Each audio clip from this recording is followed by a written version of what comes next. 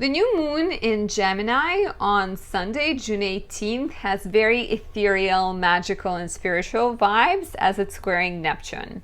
And that could go two ways. Either amazingly, where you get more serious about your dreams and come up with a strategy, or less so, where you feel frustrated, low on energy, disappointed, and uninspired.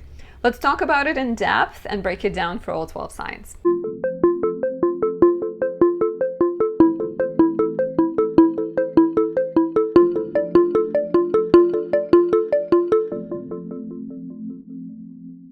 My name is Anastasia. I'm a traditional Western astrologer specializing in natal, relationship, and predictive astrology. If you are new to my channel, please subscribe, leave me a like or a comment. I really appreciate that. It encourages YouTube to show my content to more people, brings more interaction my way, makes me feel appreciated and encouraged to create more content. So thank you for that. Definitely subscribe.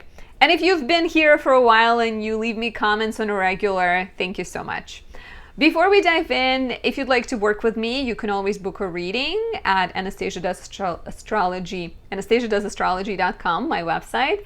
There are also links down below. And feel free to check out my Planetary Magic shop, where I create carefully selected, powerful candles and oils that have beneficial properties and can help you work with some of the more difficult transits. For example, this is one of my favorite candles. I only have a few of them left. It's Jupiter in Pisces. Jupiter was in Pisces in 2021 and 2022. It's not going to be back until 2033. So this is a very unique candle, and it can help anyone with a weaker Jupiter in Capricorn, Virgo, or Gemini, or even anyone who feels like Saturn in Pisces has been tough. If you have any planets in mutable signs, Pisces, Virgo, Sag, and Gemini, where Saturn is making tough aspects to you right now, this can be definitely a great source of support and just calmness and ease. Check out my store at AnastasiaDoesAstrology.com. So this new moon is happening at 26 degrees Gemini on Sunday, June 18th at 12:36 a.m. Eastern. So it will be Saturday, June 17th for anyone who's not on the East Coast. Or, if you're in Europe, it's still June 18th. But basically Middle America and the West Coast, it's June 17th still. And new moons always symbolize new beginnings. Here we are dealing with Gemini, which is very intelligent, very curious sign, very much about the mind and new concepts. And perhaps, there's some technological project, some communication-driven writing project you're undertaking. We have a strong ruler of this new moon. It's Mercury in the home sign. So whenever Mercury is in Gemini, we talk faster, we produce more ideas, everything sort of speeds up, life gets busier. And the Mercury is actually making a lovely aspect at the time. It's aspecting Venus in Leo. So it's creative, it's exciting, it's eloquent and magical and beautiful. So there's definitely supportive energy, right? At the same time, the more challenging aspect the new moon is making is the square to Neptune. And they're very close because the new moon is at 26 degrees Gemini, and Neptune, like 2642, and Neptune is currently at 27 degrees Gemini. So the square to Neptune can be confusing. It feels like on your path to this new idea, you have to deal with some fog. You have to deal with some uncertainty. And maybe you're like, you have this kernel of an idea, but you don't quite know how to get there.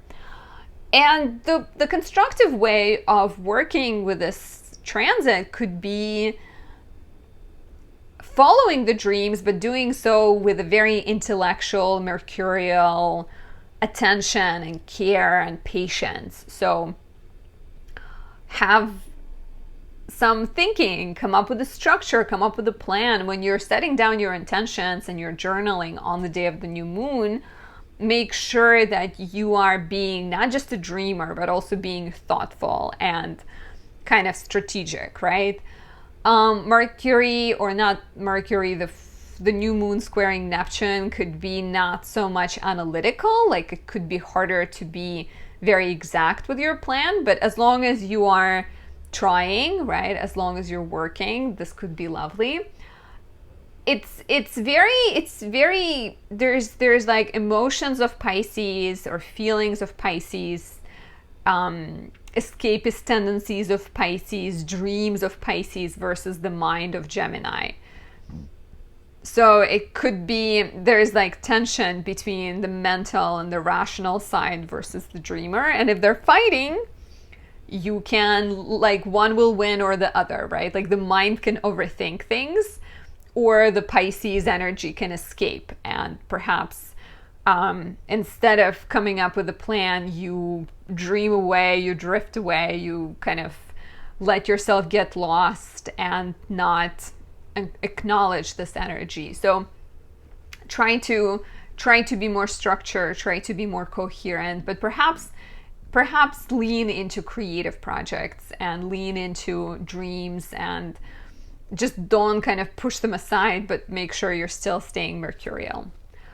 And watch out for, like, a square to Neptune can also create a sense of escapism, I mentioned, but there's also a danger of like deception and perhaps get rich schemes or some kind of plan that you haven't thought through that you're jumping on board. So just be mindful of that shakier energy and perhaps let that transit dissipate a little bit before you say yes or press the green button or sort of dive right in.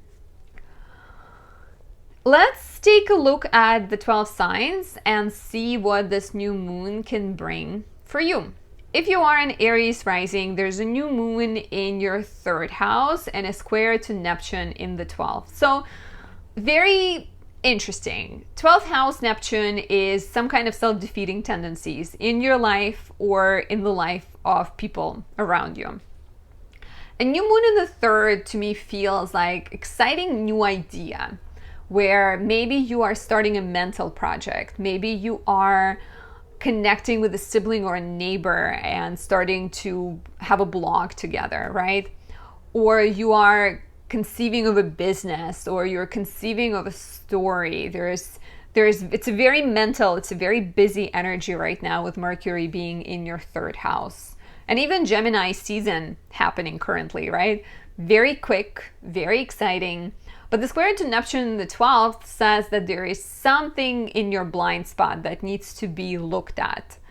And that could be, you know, you're like starting a project with a neighbor, but they have an addiction issue and you're closing your eyes on it. But if you don't address it, this could be the downfall of your project, or your sibling who is never on time. And so you need to have a conversation, you need to kind of examine it. Neptune in the 12th house can also be pursuing a more esoteric project or a more spiritual project, but definitely give Neptune some attention and be mindful of like the more bad habits, negative tendencies you have that you're closing your eyes on that need to be addressed.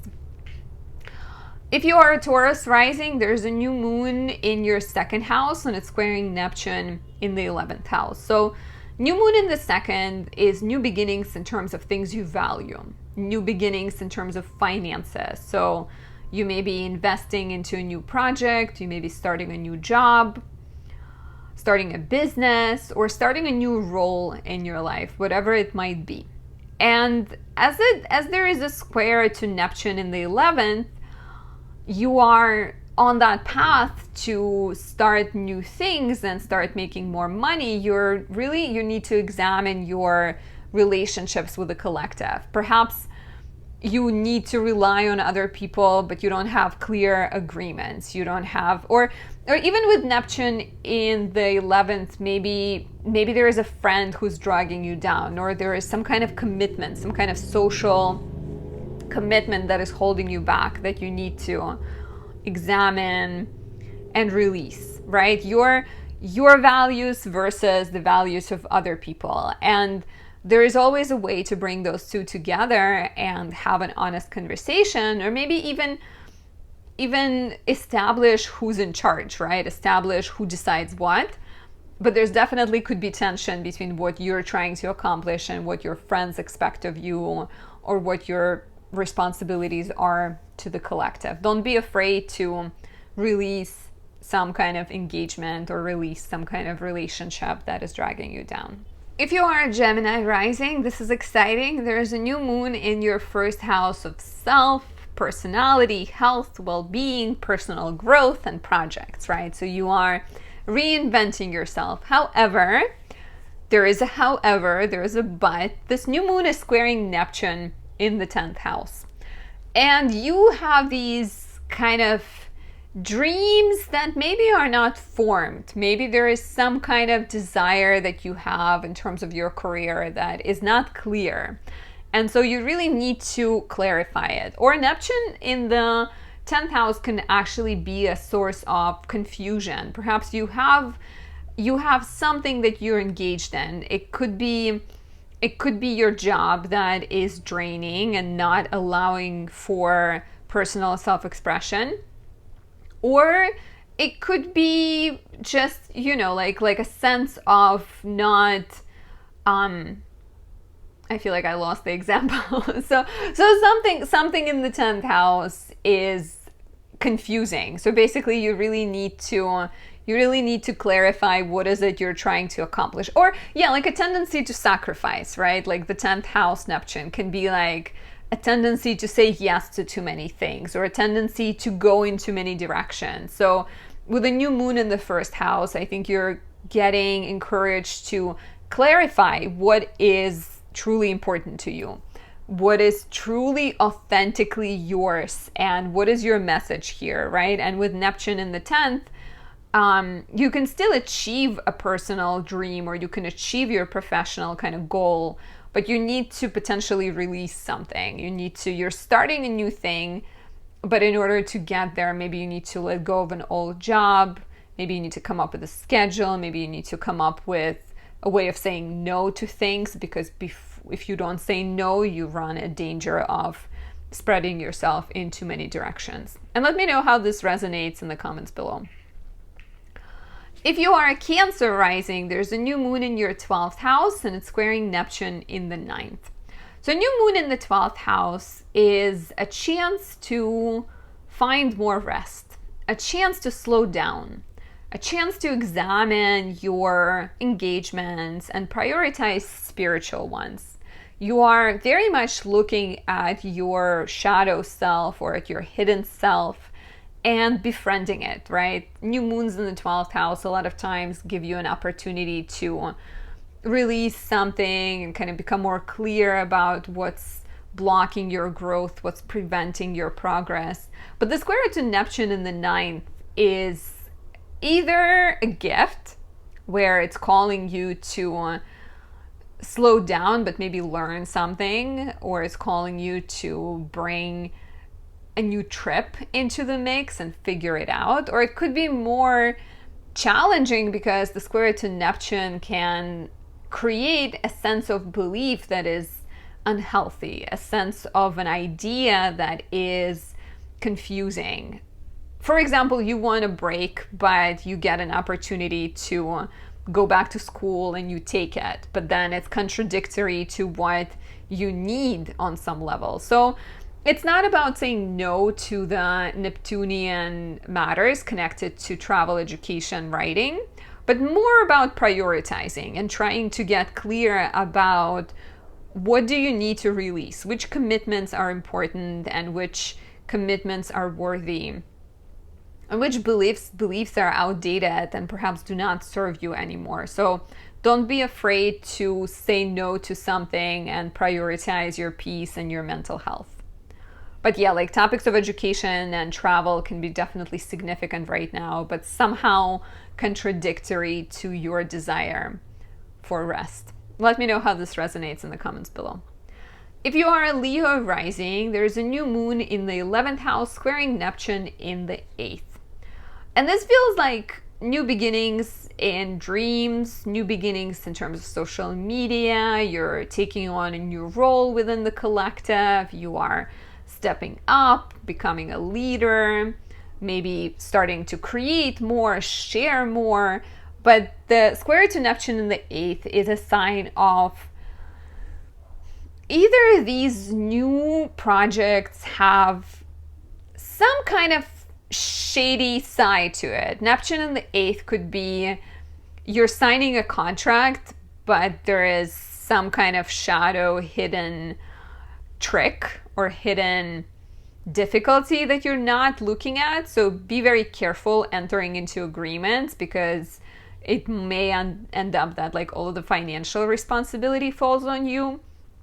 Or to me, it also feels like some kind of confusion and challenge connected to your finances. Maybe you have debts you have to pay that are blocking you from getting to where you're trying to go. Or maybe you owe money to someone and you don't really have resources to start a new thing. So the square to Neptune reads as needing to get serious and needing to get structured about your resources. In order to kind of embrace this new dream or explore these new avenues in your life, you first need to figure out what needs to be transformed, what needs to be released, what needs to be rethought when it comes to finances. And let me know how this resonates in the comments below. If you are a Virgo rising, there's a new moon in your 10th house, which is new beginnings in your career. Over the course of the next 6 months, until we get the full moon in Gemini, you may be venturing on a new path. Maybe there is a promotion, maybe there's a chance to travel, maybe there's a chance to write, move somehow. Maybe you're getting like a second opportunity to have a second job, a second hustle. Whenever you have Gemini in your 10th house, you can almost have 2 careers simultaneously. But there is a square to Neptune in the 7th, which is interesting. Somehow your professional growth can be at odds with your relationship. Perhaps you and your partner are not on the same page. And new moon in the 10th can actually even be connected to marriage or the future plans, right? It's what you're known for. And sometimes being known as a married person is part of your reputation. So somehow your professional growth is contradictory to your relationship, or somehow the values of your partner do not align with your values, and you really need to have honest conversations and address any confusion. It might also be that you have a business partnership and some kind of other partnership that is preventing you from saying yes to this exciting job opportunity. Definitely needing to get on the same page with people in your life in order to pursue new horizons is important here. If you are a Libra rising, there's a new moon in your 9th house squaring Neptune in the 6th. And if you have a new moon in the 9th house, you are ready to explore new things. You are ready to write and maybe publish a project, or you're ready to go on a trip, or you're ready to go back to school, right? But Neptune in the 6th says, well, there is duties you have. There is all this workload you have. There's a health crisis or a health matter. Let's say not crisis. There's a health matter that demands your attention. I have a trip coming up, but my boyfriend is getting a surgery, so I feel like there's going to be a lot of kind of balancing of helping him out and planning for my trip. And I'm also exploring creating an astrology planner for myself and for you guys for next year. So there's definitely a lot of things up in the air right now. So getting more strategic. Do not let these duties and these kind of topics take you away from your goals, right? Do not let the mundane completely disarm you and discourage you. Instead, be more thorough, be more thoughtful, unite the dream with the reality, and find a way to become more strategic and more organized. And let me know how this resonates in the comments below. How has this been manifesting in your life? If you are a Scorpio rising, there's a new moon in the 8th house and it's squaring Neptune in the 5th. So the new moon in the 8th is interesting. It can bring new opportunities and new resources to your partner. Maybe your partner is starting a new job and they're getting a raise and they're going through some kind of important financial transformation.